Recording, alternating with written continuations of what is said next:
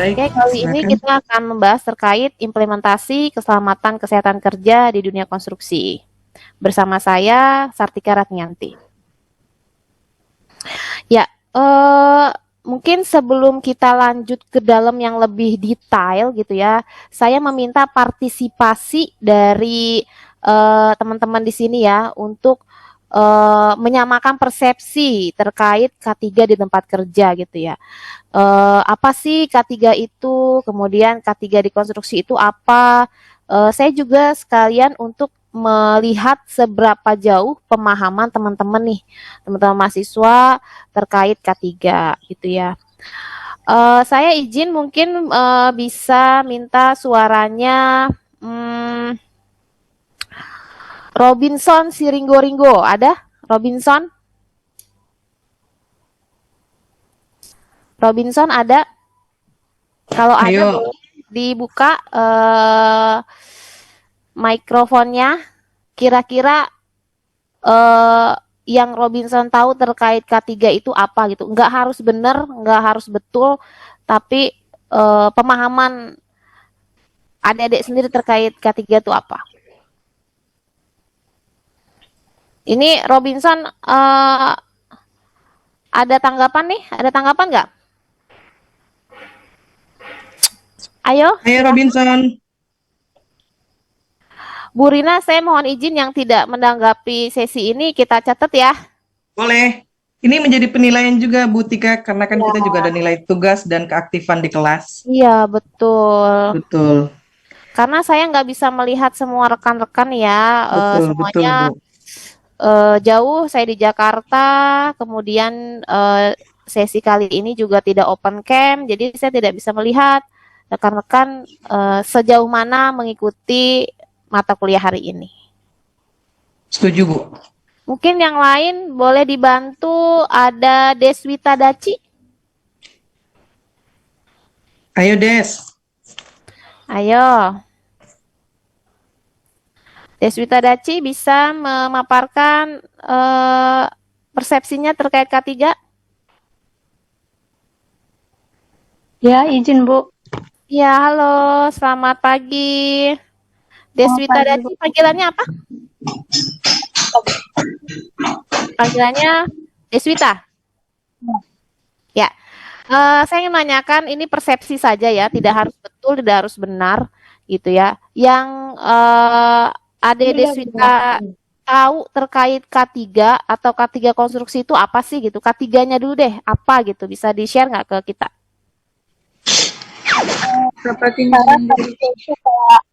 Segala kegiatan menjamin dan melindungi keselamatan tenaga kerjanya, Bu. Good. Itu aja? Itu aja, Bu. Sip, oke. Terima kasih Deswita ya. Nanti dapat poin dari Bu Rina nih ya. Iya, Deswita ini anak didik saya Bu, anak PA saya. Oh, betul, pantes ya. Aktif. Kalau enggak nanti Bu Rinanya marah. Oke, Betul. rekan-rekan ya tadi yang disampaikan Deswita Daci terkait K3 itu untuk melindungi keselamatan kerja pekerja itu betul ya. Jadi memang secara garis besar K3 itu untuk pekerja. Tapi tidak hanya untuk pekerja, tapi juga untuk perusahaan sebagai penyedia jasa maupun penyedia lapangan kerja. Jadi K3 itu sebetulnya untuk menguntungkan kedua belah pihak, baik itu perusahaan maupun pekerja. Dan secara definisi, boleh lanjut Bu Rina? Secara definisi, keselamatan K3 ini menurut ahli K3 Bapak Wiryawan bahwa keselamatan kerja menurut Pak Wiryawan adalah kondisi di mana pekerja itu selamat, tidak ada kecelakaan dalam menjalankan tugas dan pekerjaannya, kemudian berlangsung secara normal, tidak terganggu oleh kecelakaan kerja, ya. Kemudian juga tidak ada timbul akibat kerja seperti penyakit, ya. Kemudian juga tidak adanya gangguan yang berkaitan dengan aktivitas-aktivitas dalam pelaksanaannya, misalnya dari segi lingkungan maupun dari kesehatan, gitu ya. Itu pengertian menurut Pak Wiryawan secara garis besar. Boleh dilanjut? Nah, kemudian K3 konstruksi itu apa gitu ya? Ini gambar saya ambil sekitar 2 hari yang lalu ya di project saya gitu ya. Keselamatan konstruksi itu kadang banyak yang hanya menilai sekedar APD gitu ya. Apakah hanya sebatas proteksi saja? Apakah hanya sebatas baju merah saja gitu ya? Dan helm merah sebagai tim safety gitu ya? Apakah hanya sebatas itu? Ternyata K3 di konstruksi itu lebih luas ya, tidak hanya APD, tidak hanya proteksi baju merah dan helm merah. Tapi di sana ada sistem-sistem K3 yang harus dijalankan dan harus diterapkan di proyek untuk mencegah kecelakaan kerja tadi. Lanjut. Ya, keselamatan konstruksi itu secara definisi adalah kegiatan teknik sebetulnya ya, keteknikan untuk dan konstruksi dalam mewujudkan pemenuhan standar keamanan K3 ya, yang keberlanjutan yang menjamin tenaga kerja, publik, harta benda, material, peralatan, konstruksi dan juga lingkungan. Jadi ini yang tadi saya bilang, orangnya diselamatin, perusahaannya diselamatin, lingkungannya diselamatin. Jadi keuntungan untuk semua pihak. Lanjut. Nah, saya ingin menginformasikan kepada teman-teman semua ya, bahwa kalau kita melihat bahwa K3 itu di dunia konstruksi akan muncul ketika proyeknya sudah berjalan atau sudah ada strukturnya, sudah ada besi-besinya, sudah ada bagistinya gitu, atau sudah mulai pekerjaan. Ternyata K3 itu sudah berada di tahap awal konstruksi ya, di mana K3 harus muncul dalam perencanaan tender yang kita berikan kepada owner atau pemilik gedung ya. Seperti apa dilibatkannya? Nanti akan masuk tuh, dimulai dari gambar yang melibatkan keselamatan, bagaimana seorang desainer ataupun arsitek gitu ya, engineer menggambar bangunan yang selamat, artinya berapa jarak anak tangga, setiap anak tangga itu ada keselamatannya, tidak sembarang gitu ya. Misalnya dalam satu lantai, dalam satu gedung ada gedung 4 lantai, membutuhkan tangga ya. Setiap anak tangga itu ada standar ketinggiannya. Nah, itu yang mulai dimasukkan ke standar gambar keselamatan.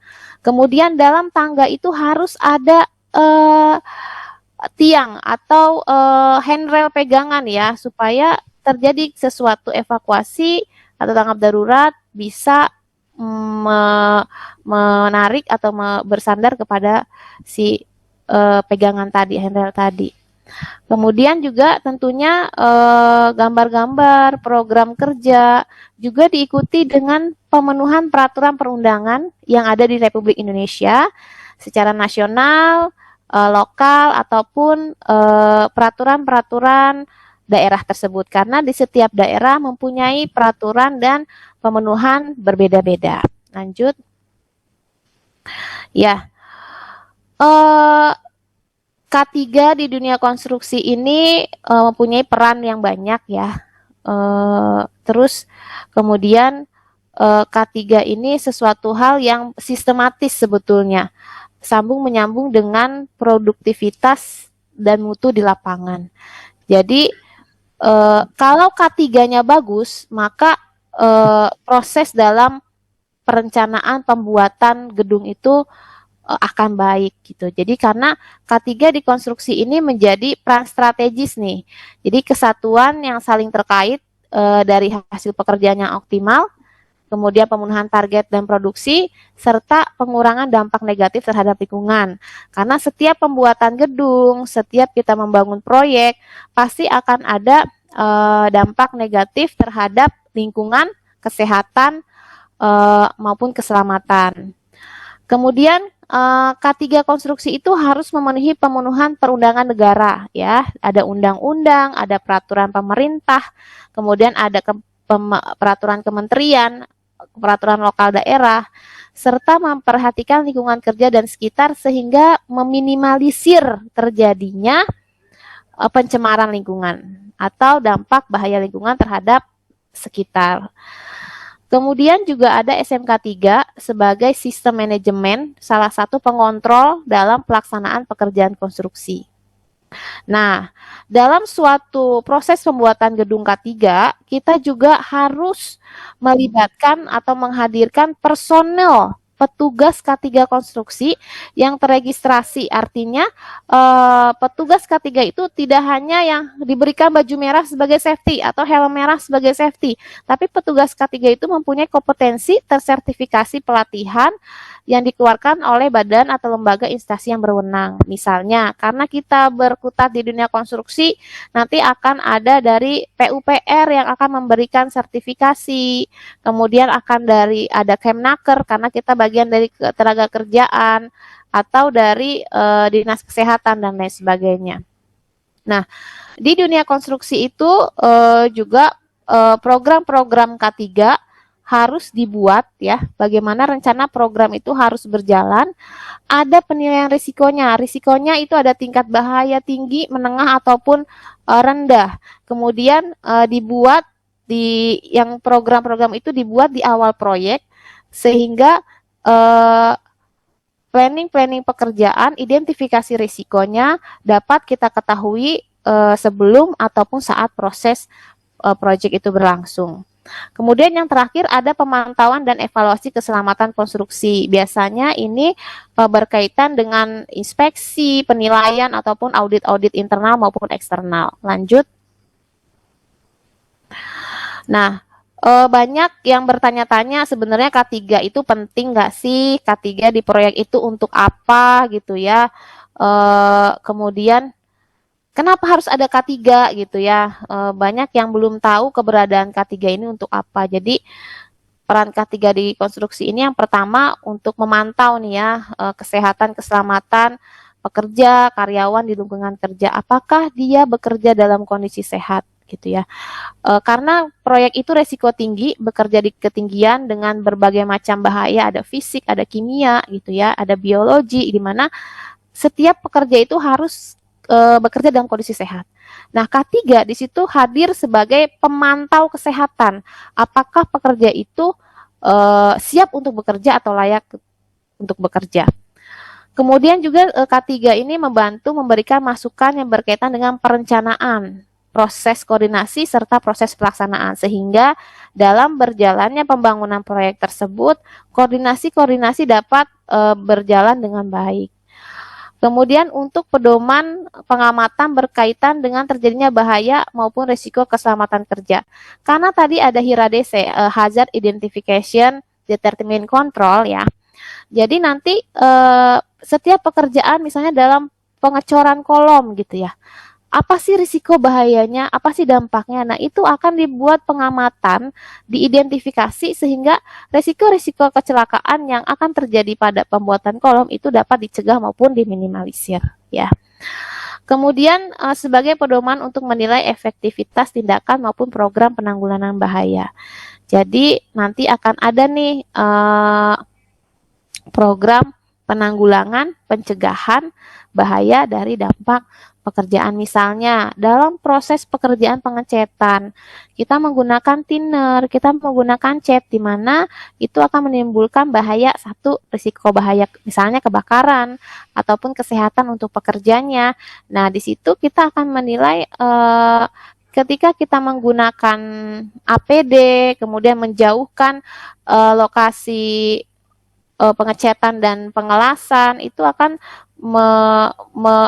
efektivitas itu kita akan terlihat efektif tidak kita menggunakan masker untuk menghindari potensi iritasi terhadap kulit kita dan juga atau pernafasan kita. Kemudian juga efektivitas penempatan, pengelasan dan juga pengecetan itu efektif nggak untuk mengurangi bahaya kebakaran ataupun kecelakaan? Ternyata efektif gitu. Kemudian juga sebagai pedoman untuk mengatasi berbagai bahaya dengan memberikan metode, program kerja dan prosedur yang tepat. Nah, di poin ke-6 ini mengatasi berbagai bahaya dengan memberikan metode, program-program dan prosedur yang tepat ini adalah salah satunya bagian dari teman-teman nih teknik sipil nih di mana nanti akan membuat metode pekerjaan, desain-desain program yang berkaitan dengan K3 supaya K3 dan juga proses produksi itu berjalan beriringan. Lanjut. Nah, ini adalah peraturan-peraturan K3 konstruksi yang teman-teman cukup ketahui ya. Nanti bisa dibaca sendiri ya di rumah terkait apa sih gitu ya. Lanjut. Nah, dalam construction engineering ya, kita ada tadi pengendalian risiko gitu ya. Nah, di sini juga ada pengendalian risiko menurut OHSAS. Sekarang sudah menurut ISO 45001 ya. Jadi program sertifikasinya sudah terbaru, sekarang sudah 45001. Kalau dulu OHSAS 18001, sekarang ISO 45001 yang lebih kompleks lagi untuk memberikan pedoman pengendalian risiko yang lebih spesifik untuk bahaya K3 dengan pendekatan 5 ya. Yang pertama itu eliminasi, itu peniadaan bahaya ya. Kedua substitusi, mengganti dengan risiko yang lebih rendah. Kemudian yang ketiga pengendalian teknis engineering control. Nah, ini teman-teman nih dari teknik sipil yang nanti akan lebih banyak berperan untuk pengendalian teknisnya. Kemudian administratif itu dari jam kerja, dari rambu-rambu, dari shift gitu ya. Dan terakhir adalah alat pelindung diri. Lanjut. Nah, untuk pencegahan di alat kerja ini ada dua jenis fall protection. Ada pencegahan untuk umum atau publik, misalnya collective fall protection adalah perangkat kerja yang mencegah pekerja jatuh seperti pagar, platform kerja, scaffold gitu ya, atau tambahan peralatan lain seperti jaring safety, airbag ataupun crash decking. Nah, ini adalah contoh collective fall protection di mana ini untuk umum atau publik. Nah, biasanya dari tim sipil ini dia akan memikirkan pagar itu seperti apa. Kemudian pagar itu untuk pengamanan kita tempatkan di mana. Nah, jaring itu harus seperti apa. Nanti itu teman-teman yang akan mulai berkutik di situ. Kemudian yang kedua adalah individual protection. Ini adalah proteksi untuk diri sendiri ya, di mana biasanya ini perangkat yang melindungi pekerja. Misalnya contohnya jika pekerja itu jatuh seperti ada full body harness, fall arrest system gitu ya. Jadi langsung menggantung atau seperti yoyo tidak langsung jatuh. Nah, ini adalah salah satu proteksi-proteksi bekerja di ketinggian untuk individu. Lanjut. Nah, ini contohnya. Jadi tak bisa dilihat ya. Di sebelah kiri teman-teman itu adalah foto proteksi railing ya dalam gedung ya. Itu adalah collective protection, artinya proteksi secara umum yang harus wajib dilakukan, dipasang, dipakai dari setiap proteksi untuk mencegah risiko jatuh dari ketinggian atau tepian yang dilengkapi dengan rambu ya. Ini yang harus diperhatikan untuk teman-teman bahwa harus ada railing proteksi. Railing pipa dan juga safety net. Safety net untuk selain untuk mencegah jatuh juga menghalangi baik itu sampah ataupun alat kerja, material-material jatuh ke bawah. Nah, foto yang di tengah itu adalah individual protektif ya, APD, di mana itu salah satu pekerja yang bekerja menggunakan scaffolding, dia menggunakan full body harness ya, dia mengkaitkan full body harnessnya pada pipa. Nah, dilihat di atas, selain ada tangga catwalk, itu harus ada pipa ya, pipa untuk mencantolkan full body harness. Nah, ini yang harus teman-teman ketahui bahwa fungsinya itu bukan hanya untuk pegangan tangan ketika berjalan, tapi mencantolkan full body harness, mengkaitkan full body harness saat bekerja di ketinggian. Dan itu yang sering terlupakan pada desain gambar, itu tidak ada. Gitu. Jadi memang itu harus dilengkapi. Kemudian di sebelah kanan itu adalah jaring pengaman, di mana ini untuk menghalau benda, material ataupun orang jatuh ke bawah gitu. Dan setiap perusahaan mempunyai standar-standar tersendiri per berapa lantai jaring ini dipasang. Kalau untuk dunia standar internasional ada yang per 2 lantai ya, ada yang per 1 lantai. Tapi kalau untuk Indonesia untuk standar ini mulai dari per 5 lantai dipasang jaring jaring untuk menghalau material, benda, ataupun orang jatuh. Lanjut. Nah, APD, kita bicara APD ya. APD ini banyak macamnya. Jadi, ini APD adalah penyelamat terakhir dari tadi hierarki pengendalian risiko ya, dari eliminasi, substitusi, teknik, engineering, administratif. Ini APD adalah terakhir yang wajib digunakan di area kerja. Bukan untuk sebagai supaya tidak ketika mereka terjadi kecelakaan, APD dapat meminimalisir dampak bahayanya gitu. Lanjut. Ya, ini contoh standar APD di ketinggian. Standar APD yang biasa tidak bekerja di ketinggian itu cukup helm, rompi, dan sepatu yang mungkin ditambah dengan sarung tangan ataupun air plug sesuai dengan jenis pekerjaan. Tapi kalau di ketinggian sudah wajib harus menggunakan full body harness. Lanjut. Ya, ini contoh rambu-rambu yang ada di lapangan ya. Yang biasa nanti rekan-rekan akan temukan gitu ya di saat praktek lapangan maupun di dunia kerja. Lanjut. Ya, ini adalah contoh ya penggunaan full body harness ya. Full body harness untuk bekerja di ketinggian. Nah, di sini juga ada pengawas yang memberikan pengarahan pekerjaan di ketinggian. Jadi sebelum orang itu bekerja, dia harus tahu dulu bahayanya, kemudian tahu pengendaliannya dan cara untuk meminimalisir kecelakaan tersebut. Nah, di gambar selanjutnya yang ada satu orang itu mengkaitkan. Nah, ini yang harus teman-teman perhatikan. Ketika ini salah satu pekerjaan bagisting ya. Ketika pekerjaan bagisting mulai, kita akan minim proteksi, kita akan minim alat bantu kerja. Karena apa? Itu prosesnya baru akan dimulai, baru akan dipasang. Nah, kenapa tampilan depannya ada sling? Itu yang sering terlewat oleh beberapa tim lapangan ya. Karena ketika orang memasang plat, memasang catwalk, memasang kayu bagisting, itu dia harus berjalan merangkak di platform tersebut. Tapi dari ketinggian tersebut kita kadang kurang memikirkan proteksinya. Nah, maka dibuatlah sling ini untuk mengkaitkan full body harness-nya. Teman-teman bisa lihat full body harness itu ada 2 tali ya. Ada 2 lanyard, 2 tali.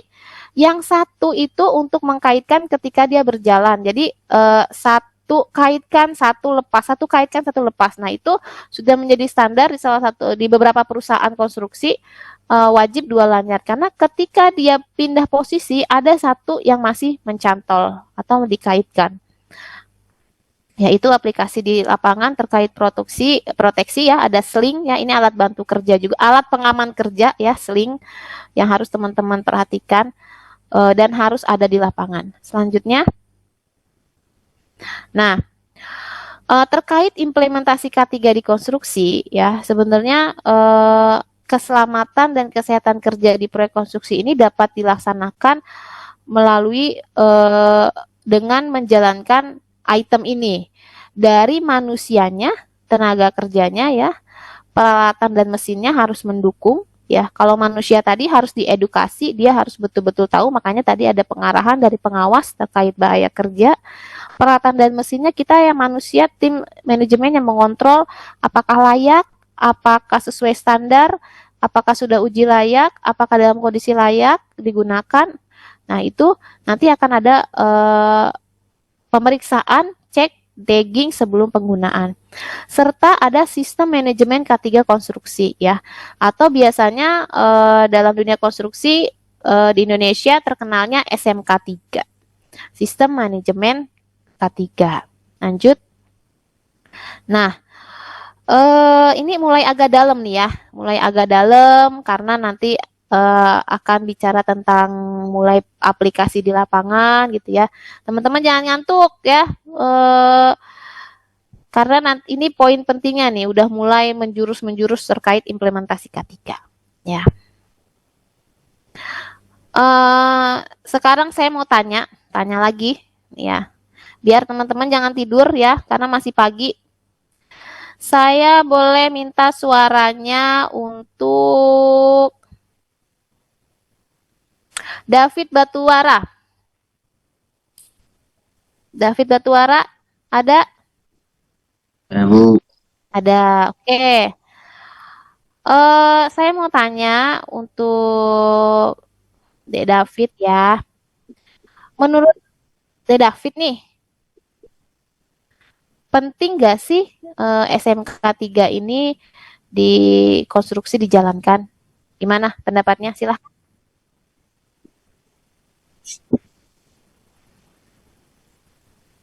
Kalau menurut saya itu bukan cuman penting, Bu. Ya. Tapi itu bukan cuman penting, tapi sangat penting. Sangat penting ya? Iya, Bu. Kenapa kok penting? Kenapa sangat penting?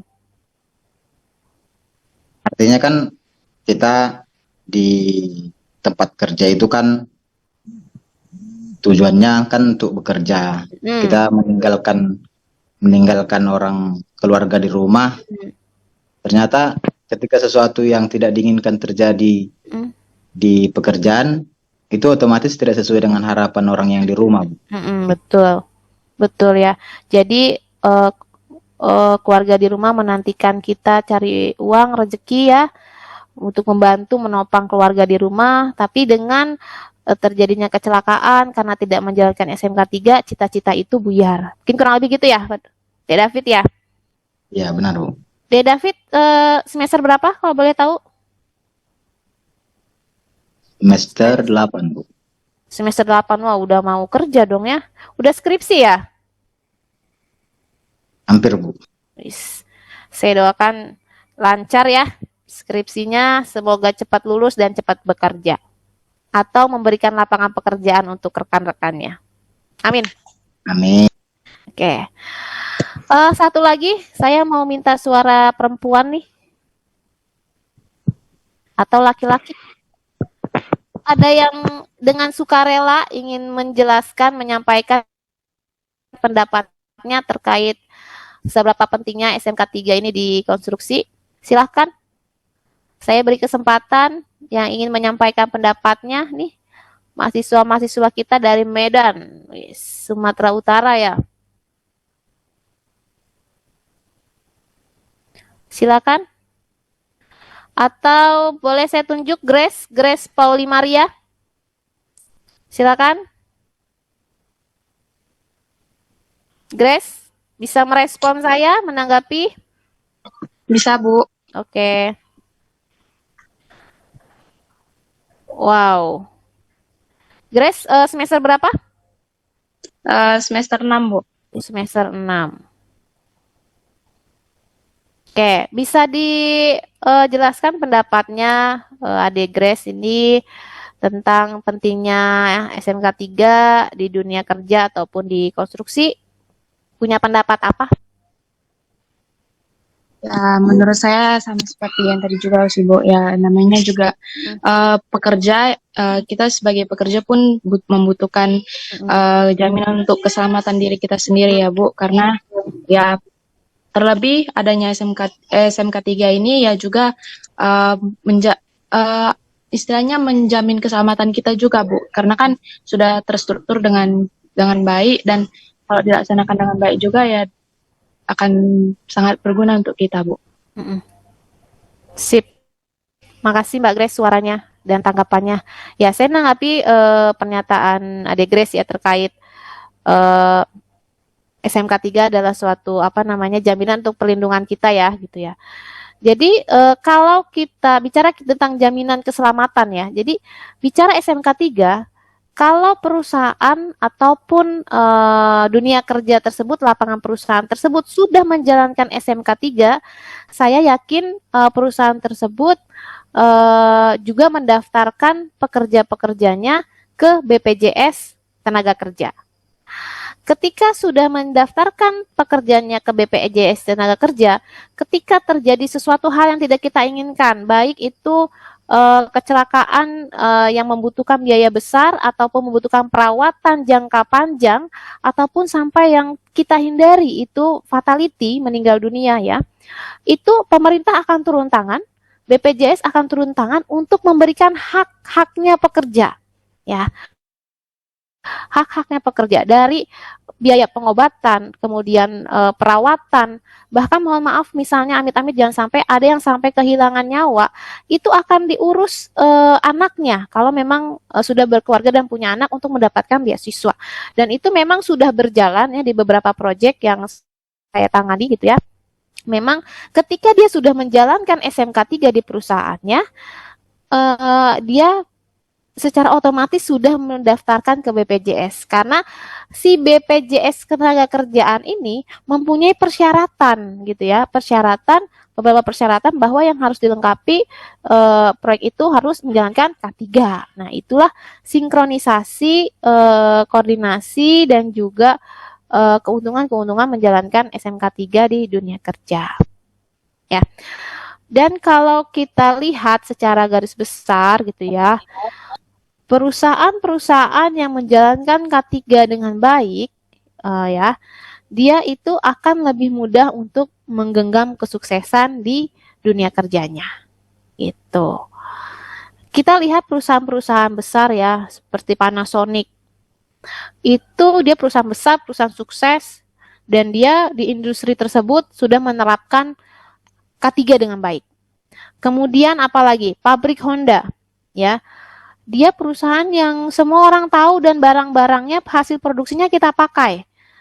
Dan kalau teman-teman punya kesempatan untuk kunjungan lapangan, coba sesekali ke pabrik-pabrik ya, atau ini kalau teknik sipil biasanya ke project ya. Nah, ya di situ juga K3-nya berjalan dengan baik.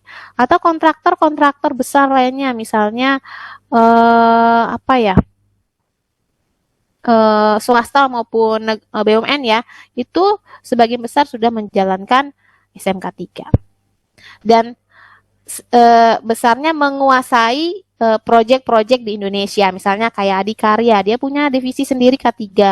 Dia banyak membangun gedung-gedung tinggi, gedung-gedung pemerintahan, atau di tempat saya bekerja sekarang ya di Total Bangun Persada, SMK 3-nya sudah ada, sertifikasi internasionalnya sudah ada, mampu bersaing dan join dengan kontraktor-kontraktor asing gitu. Oke, paham sampai sini ya? Kita lanjut ya. Lanjut Bu Rina. Nah, bicara SMK 3 gitu ya. Apa sih SMK 3 itu gitu ya. Tadi saya sudah jelaskan di awal bahwa SMK 3 itu bagian dari sistem manajemen perusahaan ya, yang secara keseluruhan itu khususnya untuk mengendalikan segala risiko saat proses produksi ataupun operasional di tempat kerja. Yang intinya untuk menghindari kecelakaan, kerugian, kepailitan, maupun dampak-dampak negatif yang berhubungan pada tenaga kerja, alat kerja, perusahaan, dan juga lingkungan. Itulah SMK 3, sistem K3. Di mana dalam sistem tersebut ada tahapan-tahapan yang dilalui, yang dibuat. Yang pertama adalah penetapan kebijakan K3. Gitu ya. Kemudian perencanaan K3, lanjut lagi setelah direncanakan, dilaksanakan, diimplementasikan. Pelaksanaan rencana K3, kemudian setelah dilaksanakan akan ada pemantauan dan evaluasi kinerja K3. Setelah ada pemantauan dan evaluasi, akan ditinjau. Peninjauan dan peningkatan kinerja SMK 3 biasanya ini ditinjau melalui audit, penilaian, ataupun dalam rapat-rapat P2K3 yang dihadiri oleh pejabat-pejabat atau petinggi perusahaan, yang kemudian dari hasil itu akan dibuat suatu kesepakatan, kesimpulan, yang menjadi inovasi ataupun peningkatan perbaikan yang berkelanjutan. Nah, itulah sistem SMK 3 dalam industri yang khususnya nanti juga ada di konstruksi. Nah, kalau SMK 3 di konstruksi itu contohnya seperti apa? Yuk kita lihat slide selanjutnya. Ya.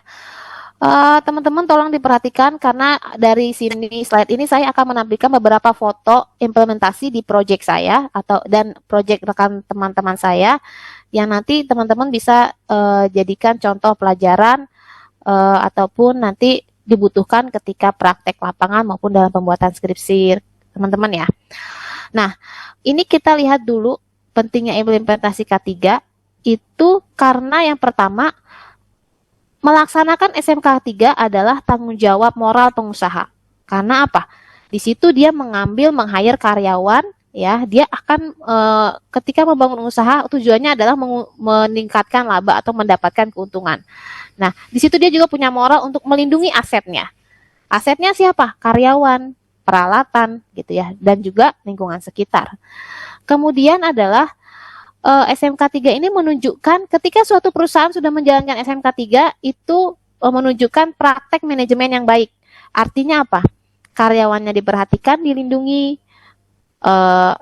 alat-alatnya dirawat, di-maintenance dengan baik, karena nanti akan dalam SMK 3 ada program maintenance, perawatan, inspeksi, tagging alat ya. Kemudian yang ketiga adalah ini pemenuhan aspek hukum di mana pemerintah negara Indonesia sudah mengatur itu agar setiap pengusaha atau lapangan usaha, setiap bos-bos nih ya, memikirkan tenaga kerjanya, memikirkan masyarakat, warga itu ya, yang terlibat dalam setiap usahanya. Nah, undang-undangnya ada di sini, gitu. Oke, bisa dilanjut. Nah, dalam penetapan kebijakan K3, ini perusahaan konstruksi wajib untuk menetapkan kebijakan K3 pada kegiatan konstruksi yang dilaksanakan. Apa sih kebijakan K3 gitu ya? Pada mungkin banyak yang belum tahu gitu ya. Kebijakan K3 ini sebetulnya kalau kita lihat seutas kertas ya, kebijakan yang berupa pernyataan tertulis yang berisi komitmen-komitmen pimpinan tertinggi untuk menerapkan K3 yang dilaksanakan secara konsisten dan harus ditandatangani oleh manajer proyek atau kepala proyek atau bahkan pimpinan perusahaan tersebut. Ya, di situ adalah komitmen untuk menjalankan K3. Nah, kebijakan K3 itu juga harus mencangkup komitmen untuk mencegah kecelakaan, ya. Kemudian menarik dari beberapa peraturan yang tadi telah ditampilkan. Nanti poin-poin yang berkaitan dengan konstruksi itu dijalankan. Halo. Kemudian sebagai kerangka untuk menyusun sasaran K3 ataupun program dalam suatu proyek.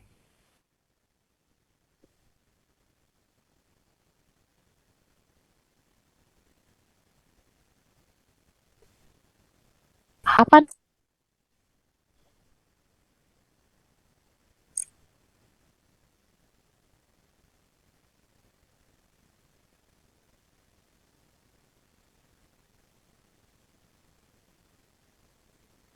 Butika? Program-program yang dijalankan. Oke. Nah, salah satu K3 ya, contoh kebijakan K3. Ini saya dari ya. Nah, teman-teman semua, ini perlu diperhatikan ya. Ini adalah contoh kebijakan K3 yang dibuat oleh PUPR, Kementerian Umum ya, dan juga timah ya. Sebetulnya yang untuk timah bukan construction ya, tapi yang lebih banyak di K3. Nah, ini saya sebagai pembanding saja bahwa dari setiap kebijakan ini yang pertama adalah ditandai oleh pimpinan tertinggi ya, yaitu ada direktur dan juga kementerian, di mana isinya salah satunya untuk menjaga, melindungi keselamatan kerja tiap pekerja. Kemudian lanjut. Nah, dalam perencanaan K3, nah rekan-rekan nanti ketika bekerja harus paham dan nanti ini biasanya pekerjaannya Bu Rina juga nih dulu sewaktu masih bekerja dengan saya ya. Ini biasanya nanti akan ada HSE plan, perencanaan ya, yang intinya memuat tujuan K3, skala prioritas, pengendalian bahaya, kemudian indikator pencapaian, dan juga identifikasi job safety analisis ya. Di sini nanti akan muncul program kerja, HIRA DC, JSEA, di sini akan ada semua gambar-gambar desain K3, kemudian metode-metode pekerjaan, instruksi kerja K3 nanti akan ada di sini. Dan teman-teman nanti harus terbiasa nih dengan HSC Plan ataupun RK3. Bahasanya ada banyak ya, ada RK3K, ada HSC Plan, ada rencana K3. Tapi memang yang lebih banyak dipakai adalah HSC Plan ataupun rencana K3 gitu. Dan ini nanti di saat bekerja nih sudah terbiasa sih dengan ini. Isinya seperti apa sih? Yuk kita lihat sama-sama. Nah, tadi kan ada kebijakan ya. Dari kebijakan pelaksanaan perencanaan. Ada perencanaan. Perencanaannya itu adalah di HSC Plan atau di RK3. Pelaksanaannya ini. Nah, nanti dijalankan tuh sebelum pekerja mulai bekerja harus mendapatkan safety induction atau pengarahan K3. Ya, di mana dia mendapatkan pengarahan sesuai dengan jenis pekerjaannya, kemudian nanti disampaikan peraturan-peraturan proyek seperti apa, dan untuk bekerja ini harus disertakan dengan persyaratan. Setiap perusahaan mempunyai persyaratan yang berbeda-beda. Tapi di sini saya menjelaskan proyek yang saya tangani sekarang, persyaratannya itu pertama dia harus punya EKTP ataupun EKTP ya, karena ini syarat untuk didaftarkan ke BPJS dan juga ke dinas terkait, dinas tenaga kerja. Kemudian melampirkan surat sehat. Artinya si pekerja itu dalam kondisi sehat bekerja, ya. Tidak dalam kondisi sakit. Kalau perusahaan-perusahaan biasanya melampirkan MCU, Medical Check Up Unit, yang lebih detail ya. Tapi untuk beberapa perusahaan proyek pekerja cukup dengan keterangan surat sehat. Kemudian juga harus memiliki APD. Nah, itu bisa dilihat dari foto saat safety induction. Sudah lengkap APD dari helm, rompi maupun sepatu safety-nya ya. Jadi ini merupakan suatu sistem. Jadi kalau kamu tidak ada KTP, tidak ada surat sehat, tidak ada APD, kamu tidak bisa safety induction. Nah, kalau tidak bisa safety induction artinya tidak bisa kerja. Nah, kalau sudah bisa itu dilengkapi, itu menjadi sistem bahwa semua yang bekerja di situ terregister gitu ya. Lanjut. Nah, ini nanti akan dialami juga oleh teman-teman semua kalau sudah bekerja ya. Akan ada rapat-rapat koordinasi terkait K3, misalnya membahas instruksi kerja, membahas metode kerja. Kemudian nanti akan ada penilaian atau asesmen atau audit ke lapangan ya, baik dari sistem engineering maupun dari sistem safety yang akan dibahas bersama di lapangan. Nah, kemudian juga ada inspeksi patrol di lapangan, melihat ketidaksesuaian atau pekerjaan tidak aman. Nah, itu di situ terlihat gambar scaffolding yang tinggi ya, karena ini tinggi. Kebetulan ini kemarin saya membangun project mall ya, ini mall yang terbesar di Bogor dan di timur Jakarta ya. Itu tingginya lebih dari 23 meter. Saat proses pekerjaan itu menggunakan scaffolding yang cukup tinggi. Itu juga kita harus tahu scaffolding itu batas tingginya tuh sampai berapa meter sih? Nah, ketika sudah ketinggian berapa, scaffolding itu harus ada supportnya, harus ada penyeimbangnya gitu ya. Jadi itu yang nanti yang akan dibahas bersama-sama nih dengan tim safety dan juga tim sipil di lapangan. Lanjut. Nah, dalam pelaksanaan perencanaan K3, kita diwajibkan untuk membentuk tim P2K3 dan harus disahkan oleh dinas tenaga setempat. Nah, ini adalah contoh pengesahan dulu ya proyeknya Bu Rina. Dan Bu Rina sebetulnya di dalam itu ada terlampir nama Bu Rina juga ya sebagai Quality Assurance Manager, di mana semua yang terlibat dalam perusahaan itu masuk dalam anggota P2K3. Ya, P2K3 ini juga harus disahkan oleh Disnaker setempat. Nah, dari situ juga kita ada rapat P2K3 dan pemantauan evaluasi kinerja di lapangan.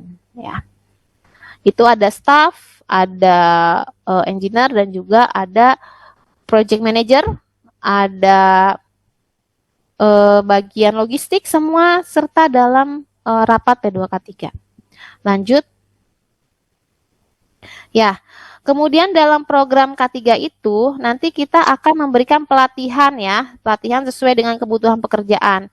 Di foto pertama itu pelatihan saya sedang mengarahkan penanganan pencegahan pencemaran B3. Kemudian di foto yang kedua di tengah itu adalah pelatihan bekerja di ketinggian.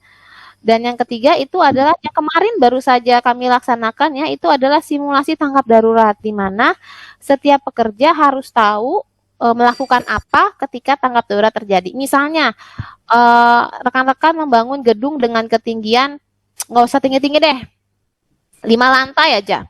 Ya, itu kan masuk dalam kategori bangunan yang masih rendah ya. 5 lantai. Nah, ketika teman-teman ngecor nih, harus apa yang diperhatikan? Selain proteksi, ya. Yang harus diperhatikan adalah akses, ya, aksesnya, akses turun naik. Karena ketika tanggap darurat terjadi, itu ada rumah PH ya, ini ada alimak ya, ada PH yang tidak boleh digunakan. Maka dari itu harus ada akses tangga ya, minimal scaffolding yang harus teman-teman perhatikan, yang harus teman-teman siapkan, buat gambar, rencanakan di area tersebut. Sehingga ketika terjadi tanggap darurat, itu ada dan bisa dipakai. Ada, bisa dipakai dan tidak boleh terhalang oleh benda apapun. Nah, nanti di situ akan sambung nih dengan penempatan material, penempatan alat kerja gitu dan sequence bongkaran. Nah, nanti di situ akan harus ada jalur-jalur khusus untuk evakuasi. Lanjut. Nah, selain keselamatan bekerja gitu ya, kita juga harus memperhatikan terkait lingkungan. Ini juga dilakukan pengukuran lingkungan eksternal ya oleh vendor terkait. Saya menggunakan Envirolab yang memang sudah tersertifikasi oleh KAN maupun Dinas Kesehatan Lingkungan Hidup. Kemudian juga saya memberikan pengarahan juga terkait pencegahan pencemaran lingkungan dan juga di situ ada tempatnya untuk menyimpan bahan-bahan B3. Nah, itu yang harus diperhatikan oleh teman-teman ketika di proyek karena pasti menggunakan B3. Misalnya apa? MU itu masuk dalam kategori B3 dan itu harus penanganan penempatannya harus baik gitu ya. Thinner cat itu juga masuk dalam bahan B3. Lanjut. Nah, ini masuk ke pemantauan dan evaluasi kinerja K3. Biasanya ini sudah top manajemen ya kalau internal yang sudah masuk atau para petinggi-petinggi di departemen yang melihat pemantauan evaluasi kinerja dan ini ada audit eksternal, ada audit internal dan juga ada kunjungan dinas tempat. Nah, di foto yang ke atas yang saya duduk itu adalah koordinasi dengan Dinas Tenaga Kerja ya. Kemudian yang kedua, di foto kedua itu waktu zaman COVID, ada Dinas Tenaga Kerja juga dan juga ada dinas dari lingkungan hidup ya, itu mereka bersinergi dari beberapa tim, ada dari Dinas Kesehatan juga, dari Dinas Kesehatan, Dinas Tenaga Kerja berkolaborasi untuk berkoordinasi mengunjungi proyek-proyek. Nah, itu yang harus dipersiapkan sebetulnya ketika kita sudah didatangi tim-tim pemerintah, agak ngeri-ngeri sedep gitu ya, tapi memang kalau kita menjalankan SMK 3 pasti aman. Kalau kita tidak menjalankan SMK 3 tentunya ada hal-hal yang perlu dilakukan evaluasi, misalnya apa? Teguran administrasi, surat teguran ya, misalnya administrasi atau penutupan proyek atau di hold dulu pekerjaannya. Nah, itu adalah suatu hal-hal yang kita tidak inginkan ketika kita tidak menjaga suatu manajemen SMK 3. Lanjut. Ya. Ini adalah suatu kesimpulan sebetulnya ya dari apa yang tadi saya sampaikan bahwa implementasi SMK 3 itu seperti apa gitu ya. Jadi kalau kita tidak menjalankan SMK 3 kerugiannya banyak sekali ya. Ini ada rugi atau rusaknya harta benda, ada yang tangible dan intangible, artinya ada yang terlihat dan tidak terlihat ya. Kalau misalnya kita tidak menjalankan SMK 3 dalam proses pengangkatan alat berat, misalnya besi atau kita angkat beki sting kolom ya, beki sting kolom kita angkat dalam proses angkat angkut, kita tidak mengecek terlebih dahulu apakah mobile crane atau tower crane-nya itu sudah tersertifikasi atau belum, sudah uji layak riksas belum.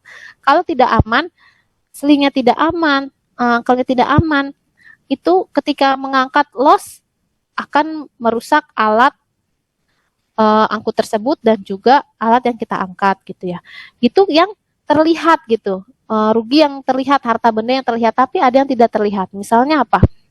Yang tidak terlihat adalah nama baik perusahaan, kemudian penilaian-penilaian dari apa namanya owner, lebih ke kepercayaan owner terhadap kontraktor yang kita pegang seperti itu.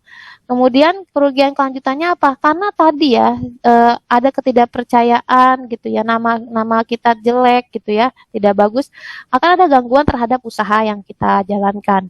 Kemudian biaya yang tidak diasuransikan, yang tadi tidak didaftarkan ke BPJS karena tidak ada SMK 3, itu akan mungkin 3 kali lebih lipat, bisa 10 kali lipat tergantung kejadiannya yang kita keluarkan. Kemudian ada gangguan suplai. Ketika terjadi kecelakaan, insiden, itu akan terjadi trouble ya dalam menyuplai barang ataupun material. Kemudian ada kenaikan premi ini dari asuransi. Misalnya kita mengasuransikan proyek kita atau alat kita. Ketika suatu perusahaan sering terjadi kecelakaan, itu preminya akan tinggi. Sama halnya seperti usia manusia. Kalau kita mau asuransi, semakin tua usianya, itu preminya akan semakin tinggi. Beda kalau kita mengasuransikan diri kita dari kita usia muda ataupun dari kecil. Kemudian kontrak buruh atau mesin juga terganggu, kehilangan keuntungan atas barang jadi karena ada yang rusak tadi. Kemudian klaim atas kepercayaan. Nah, ini otomatis kalau dia perusahaan tersebut menghasilkan suatu barang, misalnya barang kita ada gedung, itu kepercayaan atas produknya akan disangsikan. Oh, bener nggak ya mutunya terjamin? Bener nggak ya besinya yang dipakai sesuai spek gitu kan? Bener nggak nih cor-corannya nggak banyak, nggak bolong kan gitu? Itu akan timbul seperti itu kalau kita tidak menjalankan SMK 3. Kepercayaan pekerja juga tadi, karena tidak berjalannya SMK 3, pekerja merasa tidak dilindungi. Jadi, aduh saya kerja di situ dilindungi nggak ya gitu ya. Kepercayaan dari pekerja itu seperti itu. Kemudian klaim yang timbul akibat hubungan industrial, biasanya ini dengan dinas-dinas terkait. Kemudian biaya pemulihan kepercayaan. Oh, ini yang besar. Kita harus memulai lagi make up, touch up bagian-bagian yang harus kita rapikan. Kemudian perlu media sosial lagi, perlu iklan lagi, marketing lagi, hubungan lagi, itu biayanya besar. Kemudian biaya akibat kecelakaan sudah pasti ya, status asuransinya. Kemudian biaya pemulihan dari si korban, jika ada korban, pasti itu tinggi sekali. Ya, lanjut.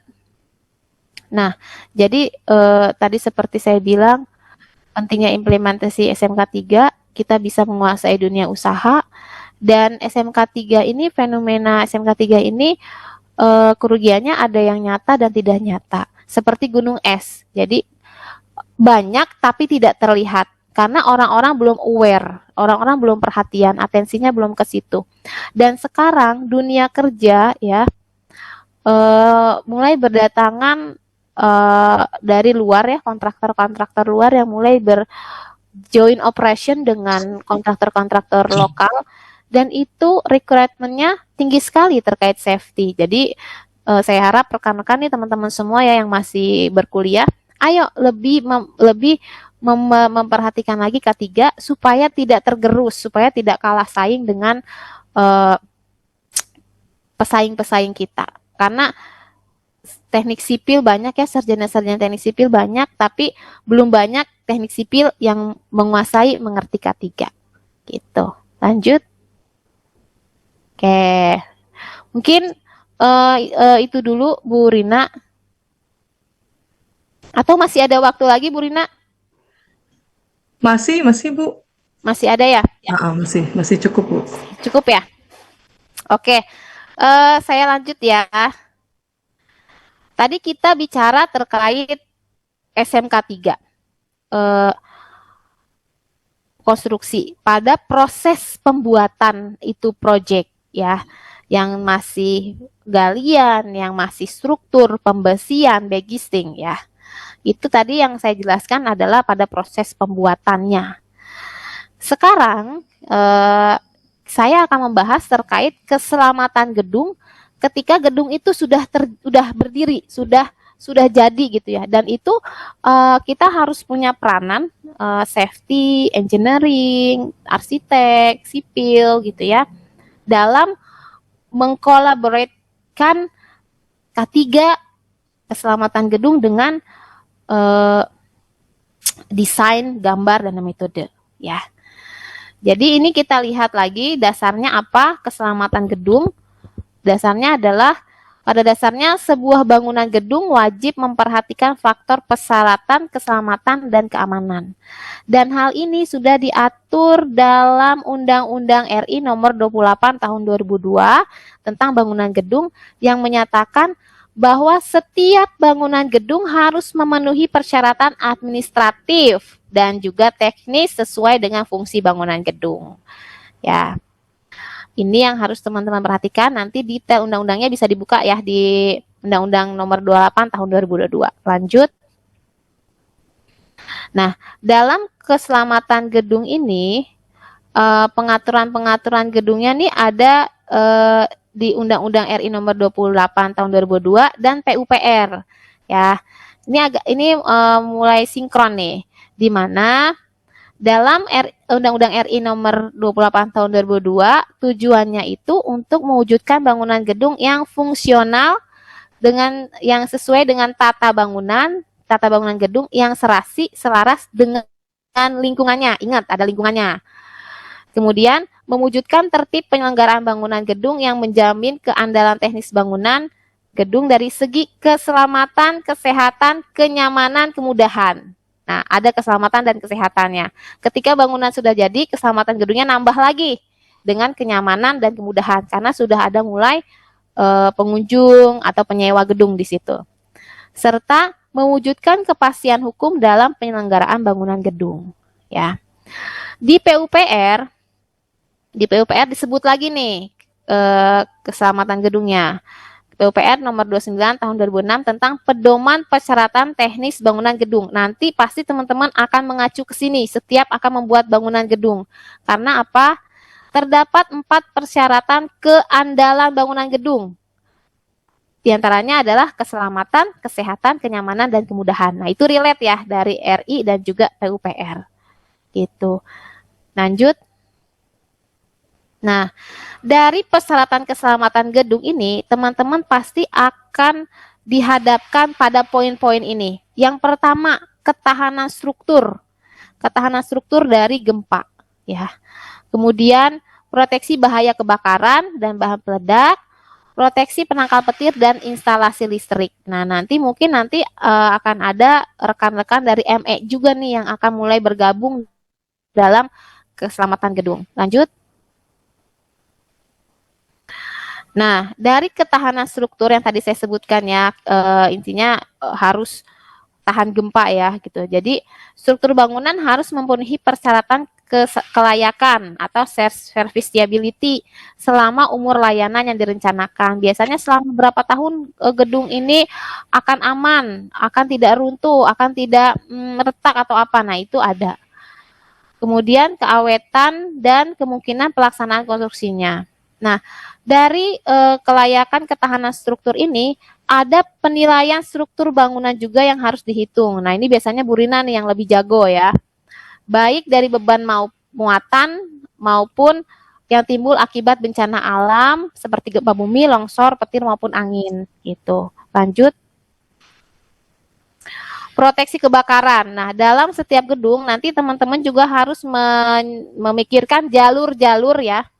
Jalur-jalur sprinkler, jalur-jalur apar, jalur-jalur hidran. Nah, itu biasanya digambar-gambar, juga sudah mulai didesain keselamatannya. Jangan sampai gambar hidran di lokasi area yang sulit dijangkau atau menempatkan hidran tertutup oleh kolom, kan itu nggak mungkin. Nah, itu jadi harus benar-benar keselamatan gedungnya diperhatikan. Nah, sistem proteksi kebakaran ini ada 2, ada yang aktif, ada yang ada yang aktif dan pasif ya. Kalau sistem kebakaran aktif ini biasanya terdiri dari apa yang bersifat air, misalnya sprinkler, kemudian pipa ya, di mana ada juga APAR ya, atau ada alat pemadam khusus lainnya.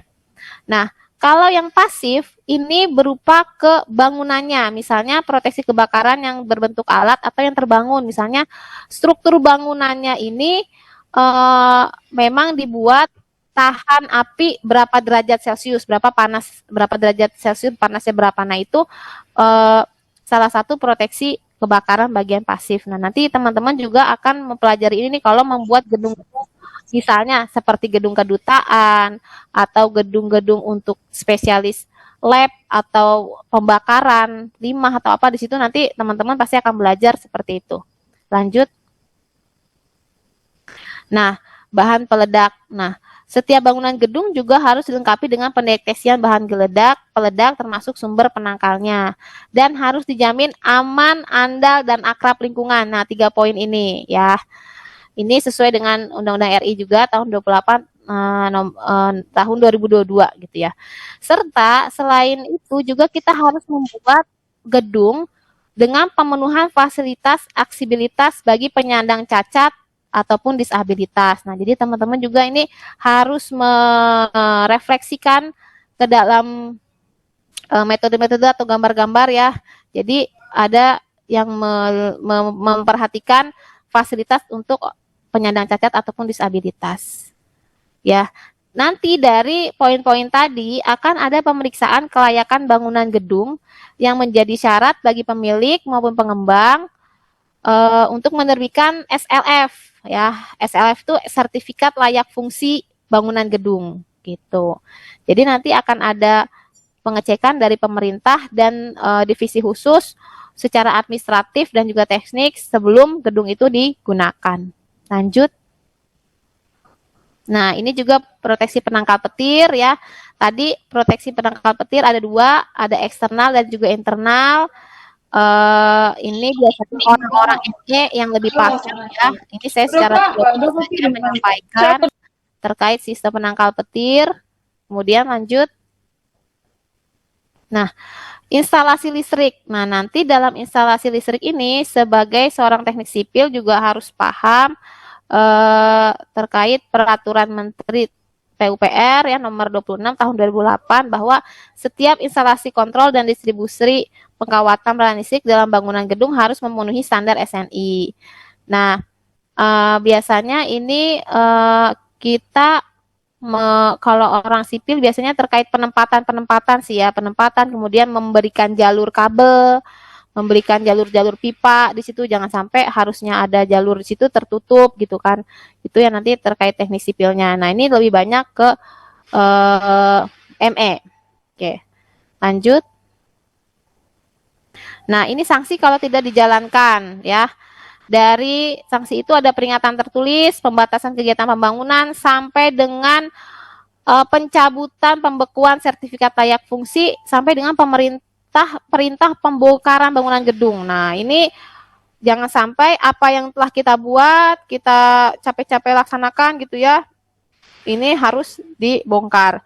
Selain ada sanksi administratif, juga ada sanksi pidana ya, dan juga penjara dan denda ya. Dendanya ini bisa dari 10% dari nilai bangunan jika kecelakaan bangunan gedung mengakibatkan kerugian harta benda ya, dan pidana paling lama 5 tahun atau denda paling banyak 20% dari nilai bangunan gedung jika kecelakaan bangunan gedung mengakibatkan hilangnya nyawa orang lain. Nah, ini hati-hati. Makanya kenapa K3 itu penting dikonstruksi.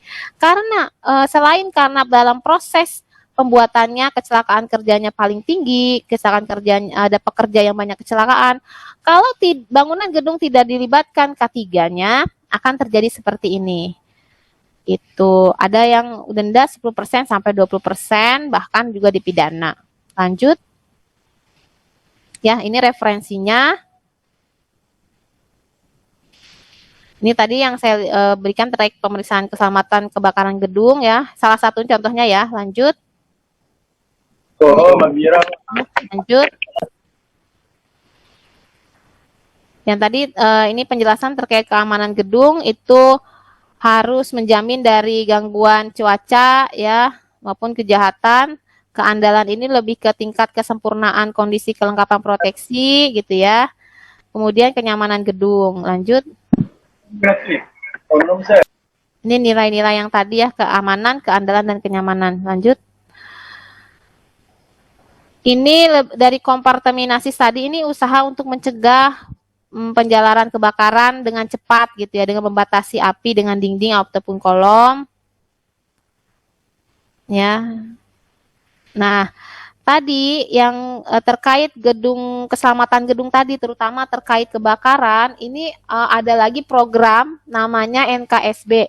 NKSB itu singkatan dari Nilai Keandalan Sistem Keselamatan, sistem berdasarkan standar keselamatan, pengetahuan, dan pengalaman tim pemeriksa ini nanti akan mengecek nih, ketika gedung udah jadi, akan dicek tadi poin-poin tadi yang terkait proteksi aktif dan pasifnya, yang tadi terkait alarm ataupun bangunan yang tahan api gitu ya. Nanti spesifikasi teknisnya itu dokumennya tertulis gitu ya, sesuai dengan bangunan gedung dan IPL-RPL-nya. Lanjut. Nah, pemeriksaannya ini dilakukan ada 4 poin. Yang pertama, kelengkapan tapak. Kelengkapan tapak ini lebih dari ke pondasi ya. Pondasi yang digunakan tuh seperti apa, kekuatannya, bangunannya gitu ya. Kemudian sarana penyelamatan, tadi terkait akses bangunan kalau terjadi tanggap darurat harus seperti apa. Yang ketiga, sistem proteksi aktif. Ini tadi terkait sprinkler, kemudian terkait APAR, kemudian terkait apa yang proteksi aktif yaitu sprinkler, APAR gitu ya. Kemudian sistem proteksi pasif. Proteksi pasif ini tadi yang tadi saya sampaikan terkait bangunan itu tingkat kuat kepanasannya berapa derajat gitu. Lanjut. Nah, ini ada klasifikasi terkait NKSB.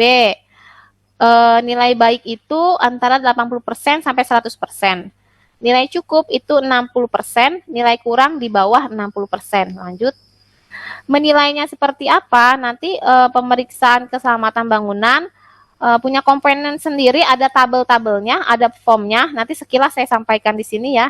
Dan tim tenaga ahli ini memiliki kualifikasi yang disyaratkan oleh instansi untuk menilai bangunan gedung. Lanjut. Nah, ini ada persiapan persyaratannya, bisa dibaca ya sama teman-teman. Persyaratan petugasnya juga ada. Jadi kita yang dinilai juga ada punya menyiapkan persyaratan.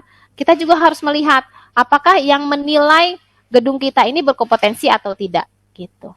Lanjut.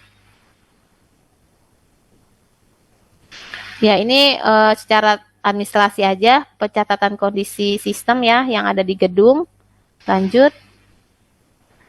Nah, ini tadi nilai-nilai tadi, kriteria penilaian yang baik, cukup, kurang itu, kalau baik sesuai dengan persyaratan, nanti ada listnya. Kalau cukup itu terpasang, tetapi ada sebagian kecil instalasi yang tidak sesuai persyaratan. Kalau 60% di bawah 60, nilai 60 itu tidak sesuai sama sekali atau kurang. Lanjut. Nah, nilai yang dinilai apa sih dari kebakaran tadi? Ini nih. Ini yang dinilai. Nanti teman-teman juga harus melihat ya, memperhatikan dalam pembangunan ruangan-ruangan apa saja yang harus disiapkan, terutama dalam pembangunan gedung beresiko tinggi atau gedung tinggi. Ya, ini ada deteksi alarm, kemudian SIMS connection, ada APAT, pemadam api ringan, hidran gedung, sprinkler, terus sistem pemadaman luapan, pengendali asap, deteksi asap. Pembuangan asapnya seperti apa, misalnya kalau untuk orang catering atau di food court itu seperti apa jalurnya, lift kebakaran, cahaya darurat, listrik darurat, dan ruang pengendali operasi. Ini ada nilai-nilainya, pembagiannya ya, nanti bisa dihitung sendiri oleh teman-teman semua. Lanjut. Nah, dari tadi yang saya jelaskan, keselamatan gedung, terus dari kebakaran, gempa bumi, nanti akan dibuatlah nilai keandalan sistem keselamatan gedung bangunan ya. Nah, dari situ nanti akan ada dibuat rekomendasi-rekomendasi, misalnya ada pemeriksaan secara berkala, maintenance ya, perawatan pemeliharaan berkala, perawatan perbaikan berkala, penyetelan, perbaikan elemen, serta melengkapi komponen-komponen yang kurang kalau misalnya nilainya tadi di bawah 60 atau ada komponen yang tidak ada. Gitu. Itu salah satu penilaian ya untuk bangunan gedung. Jadi tadi saya sudah sampaikan ya terkait gedungnya gitu ya. Tentang proses K3 pada konstruksi, kemudian pada bangunan yang sudah jadi. Sekarang kita bicara tentang profesi K3-nya gitu. Ya. Masih memonitor nih rekan-rekan. Saya minta suaranya lagi nih. Masih Bu. Boleh Bu, biar Ya, Bu. ini masih kasih ya kan. Masih semangat ya. Semangat, Bu. Bu. Semangat ya, karena saya di sini juga menyampaikan penuh semangat nih. Oke, Semangat banget Bu. ini adalah sebetulnya slide tambahan ya di luar dari yang tadi implementasi konstruksi K3 di konstruksi. Ini sebetulnya saya berikan biasanya kepada mahasiswa-mahasiswa saya, terutama mahasiswa K3 supaya lebih semangat dalam berkuliah. Karena K3 itu punya peluang yang besar. Nah, sekarang saya sampaikan kepada teman-teman di teknik sipil karena apa?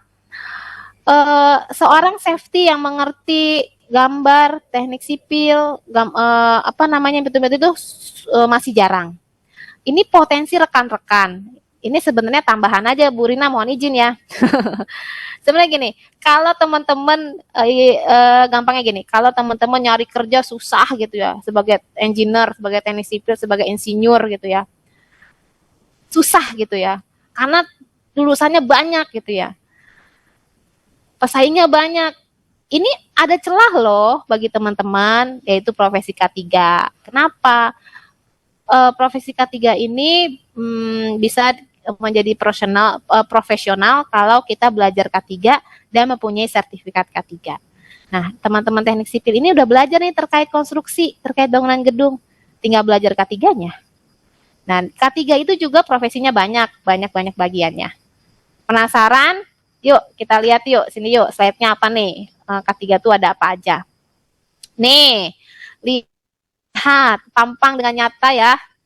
Posisi K3 itu ada safety engineer. Teman-teman belajar engineering enggak? Ya, belajar ya. Safety konsultan nih Bu Rina nih, punya kesempatan nih di Medan, infonya K3 ini masih belum terimplementasi dengan baik ya. Ini punya peluang untuk menjadi safety konsultan atau risk manager, melihat risiko kecelakaan pada suatu gedung. Ada loss control manager, ada food safety specialist, biasanya ini orang-orang gizi ya, di karyawan maupun untuk karyawan atau sekolah. Ada safety officer, ada safety technician. Safety technician biasanya buat orang-orang teknik ya. Kemudian hazard control specialist, safety training specialist, ini biasanya untuk orang-orang yang senang memberikan sharing edukasi terkait keselamatan kerja. Emergency response manager ini bisa buat semua ya, terkait tanggap darurat yang tadi saya jelasin, ada drill simulasi, ada jalur evakuasi, tangga akses, itu ada.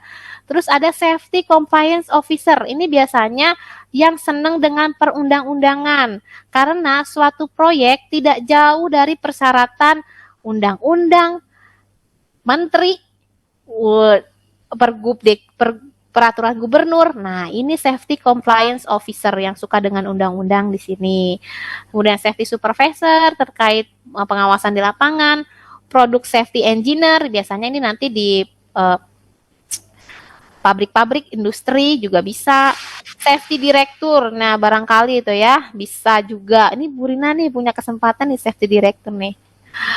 Dan juga teman-teman mahasiswa lainnya nih punya kesempatan, ayo belajar itu K3 safety, ini banyak banget.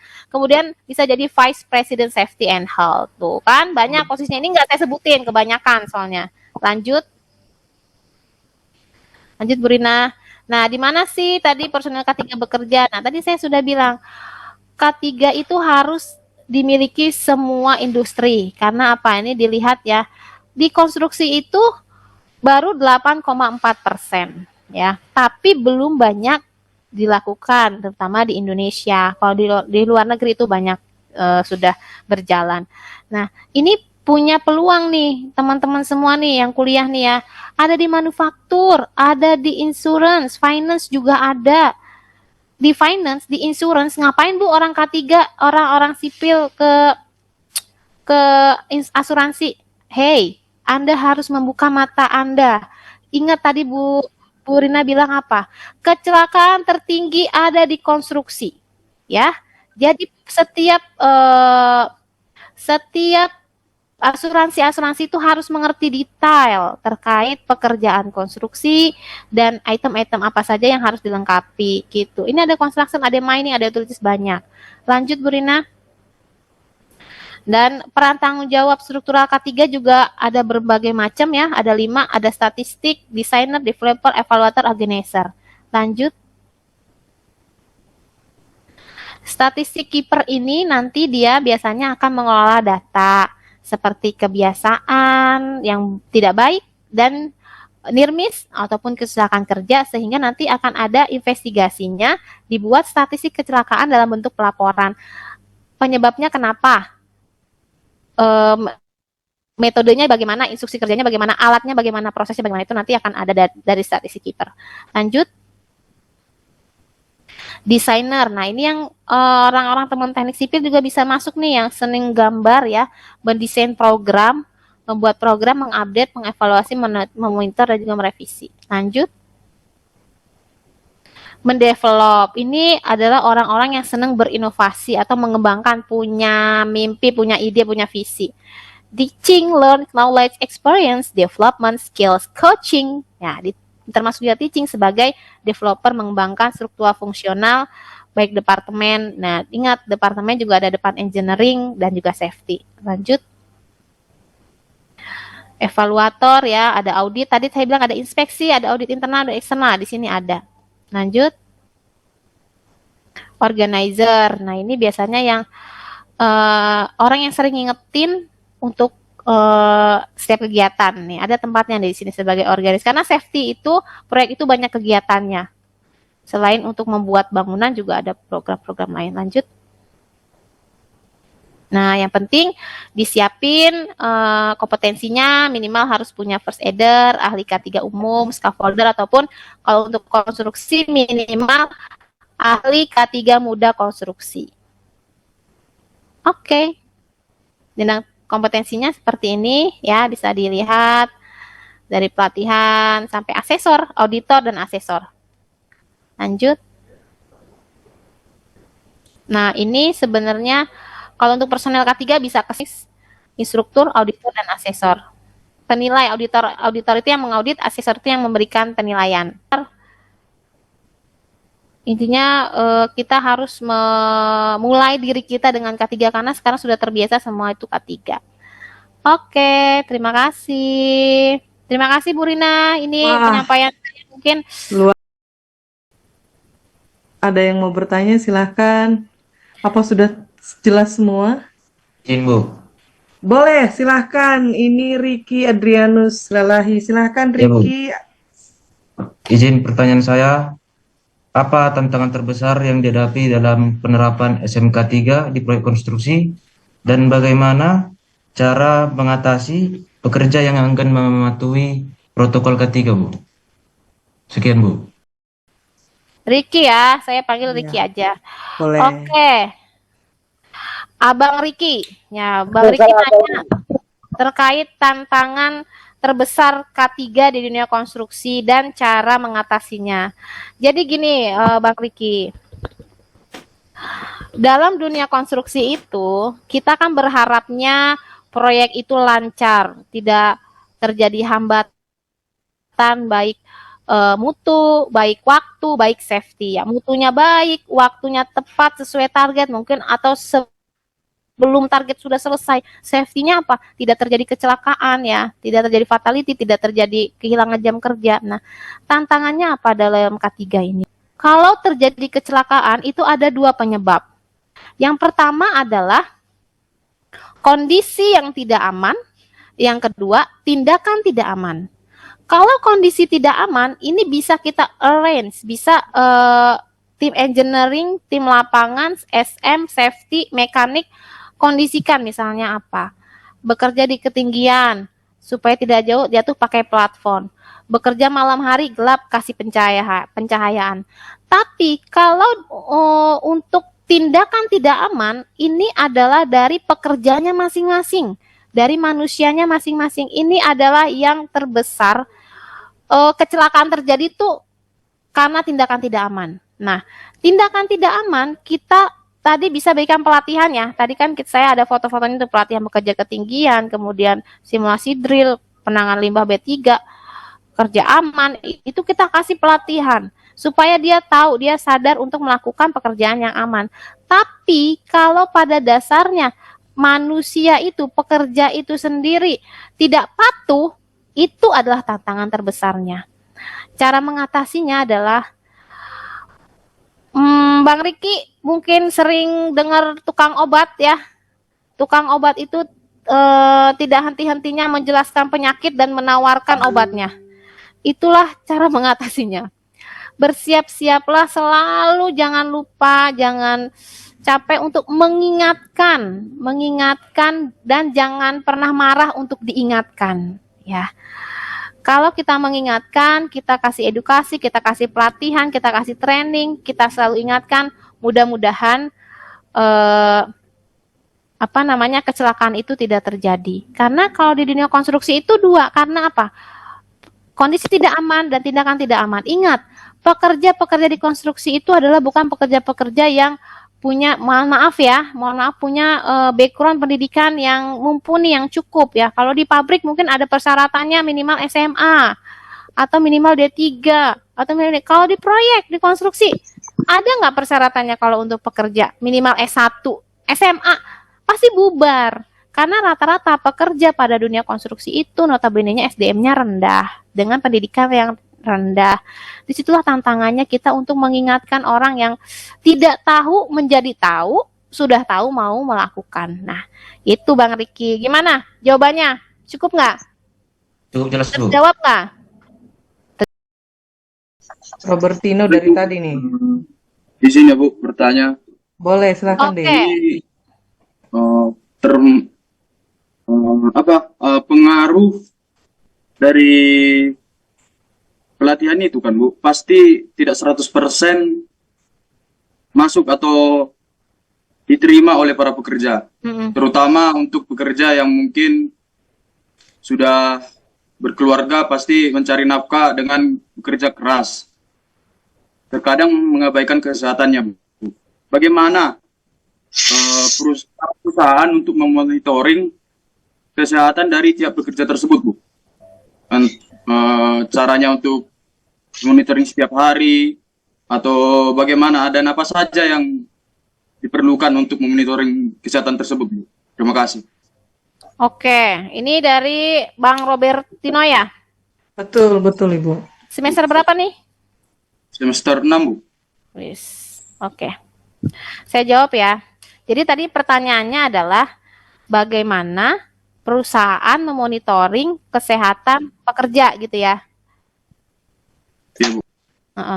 Nah, jadi gini, kalau untuk memonitoring kesehatan, kita ada program namanya program aktif dan program pasif ya. Program pasifnya seperti apa? Program pasifnya ini yang kita mintakan di awal saat pekerja itu masuk kerja. Tadi sudah saya sampaikan bahwa pekerja yang mau kerja harus safety induction dulu dengan persyaratan memiliki melampirkan surat keterangan sehat dari puskesmas ataupun klinik kesehatan.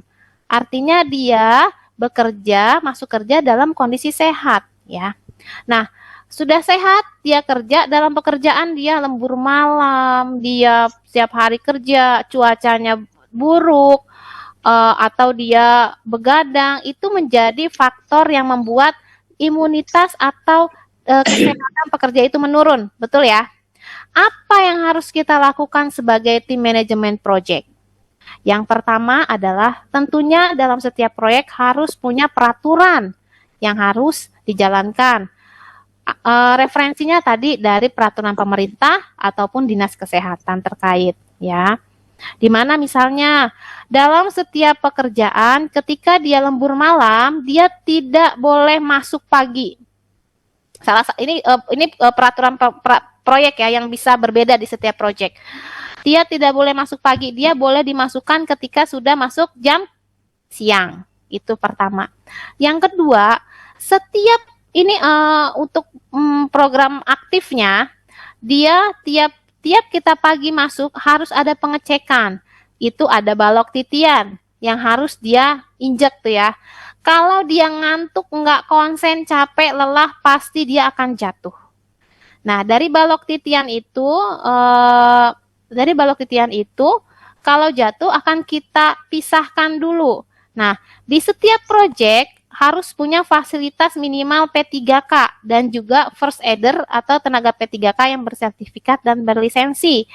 Dia pisahkan dulu ke ruang P3K, nanti kita akan cek suhunya, tekanan darahnya. Ketika dia tidak sehat, dia tidak boleh masuk. Nah, selanjutnya apa programnya? Ada pemberian ekstra fooding dan vitamin, Pak Roberto, ya. Jadi ini harus dijalankan. Makanya kalau SMK 3 dijalankan betul-betul, pekerja senang, proyek aman, pengusaha untung gitu. Jadi kurang lebih itu program-programnya yang harus kita lakukan untuk memonitoring kesehatan pekerja. Jadi dari awalnya dulu harus ada surat sehat, karena yang menentukan orang itu sehat atau tidak yang berkompetensi adalah dokter. Ya, makanya harus ada surat sehat. Selanjutnya ketika sudah masuk, tanggung jawab kita apa? Melakukan program-program dan peraturan serta memberikan vitamin. Pembatasan jam kerja juga harus ada shift gitu. Cukup Pak ini mana Bang Roberto? Terjawab? Ya, Bu. Terima kasih. Paket komplit ini dijawabnya, Robert. Iya, saya udah semangat banget nih. Karena Iya, nih jauh nih, saya pertama bener. kali nih ke Sumatera nih ngajarnya. Iya. Biasanya Jakarta, Bogor, Depok, Bandung. Iya, biasanya kalau setiap pagi itu ada namanya safety talk ya, Bu Tika ya. Betul. Safety talk. Bu Rina yang Jadi, udah hafal tuh sering maju ya Bu Rina ya. iya, Jadwal kita ya. setiap hari dapat jadwal siapa yang jadi pembicara, melakukan senam pagi. Senam Jadi, pagi, pijit-pijit. betul. Jadi di setiap safety talk itu dipastikan bahwa setiap pekerja sudah fit masuk untuk siap bekerja. Iya. Ini banyak sekali Bu Tika yang semangat mau bertanya. Ini ada namanya Angelina Patricia. Silakan Angelina. Bu, tadi kan di awal Bu Tika menjelaskan tentang K3 itu penting untuk keselamatan pekerja dan dapat menguntungkan pihak perusahaan. Dan juga tadi untuk keselamatan lingkungan. Terus Bu, pertanyaan saya itu, bagaimana untuk sisa-sisa sampah pekerjaan proyek?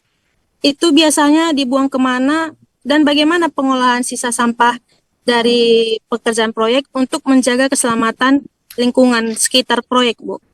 Gitu. Terima kasih. Oke. Jadi pertanyaannya adalah sisa-sisa sampah proyek kemana, diapain gitu ya? Betul, Bu Bu. Rina, ini kayaknya harus ada materi tambahan deh nih. Iya nih. Terkait lingkungan, Lingkungan, dasar ya. kesehatan lingkungan dan juga bahan B3. Karena ini salah satu mata kuliah saya juga nih di kampus sebelah gitu ya. Sama teknik sipil juga, Bu. Jadi Betul. mereka udah belajar ke sana.